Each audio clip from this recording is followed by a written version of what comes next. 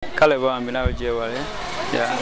Oli munaku Awa ndi steady gwe tola mbeera mwe tuyitamu. Era gye tuyitamu yetuleetera okubeera bwe tuti. Yeah. Seeka tuwadde mu lockdown era tukyali mu lockdown ne muze yasubira okutumbula lockdown. Gwe wakayiga mu ki? Lockdown etuyigiriza okwekolerera okusevinga. Yeah. Kati obanga oyise mu mbeera eno n'otayiga ojja kuba toli wa kuyiga. Tuyigiddemu okukola era okiraba mu nsanze emirimu. Tumanyi nti okuno mwaka muyinza obutaddamu kubeera akuba kigulu kyonna. Seeka nga gwe okozeemu ki?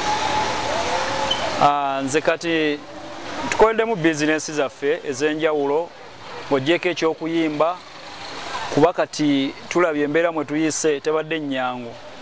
So kati tutandise okukola emirimu gyaffe emirala era kati tukoze bizinesi ez'enjawulo okulaba zituyisa mu kino ekyeya. Simanyi oba tunaddamu okuyimba oba tetuddemu naye nga tusaba tuddemu omwaka guno. Yeah. Seeka tubuulire muwe weetinge reggae ezo.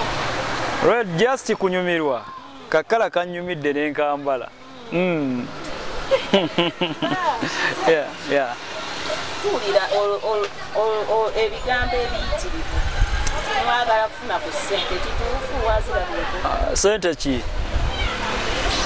Ez'abayimbi n'abategesi b'ebivulu. Ssente ez'abayimbi zazze. Obadde tokimanyi? Nze badde sizimanyi nti zazze. Bwe ziba zazze tuzeetaaga kubanga mwana tuli bubi.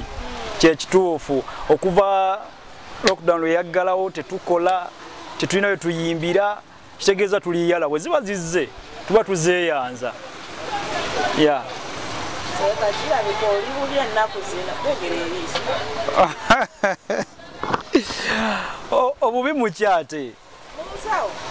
Yes, ensawo izo tetuli wa mulembe bulungi mwana. Okimanyi bwe tuba tetuyimba tuwere tufuna ssente. Kitegeera. Omugagga mu bakospito olinawo akasente ko? Omugagga ndeka naawe. Omugagga afaanana nze. Nkyeyiya nange mwana era bwe wabaayo eyo akasente bwe kaba kazze nga kituufu nga kazze tukeetaaga naffe aba gospel katutuukeko. Kyokyomubiri ofuna omukyala alabiridde. Weewale kusiima. Naye omukyala sinnamufuna. Kituufu? Yeah, sinnafuna mukyala. Atya? Omukyala kati mu lockdown. Era kati simwetaaga ssaawa zino. Bwe tunaamala omuyitamu awo tujja kulaba enteekateeka bw'enaatambula. Yeah. Weeyanziza. Okay.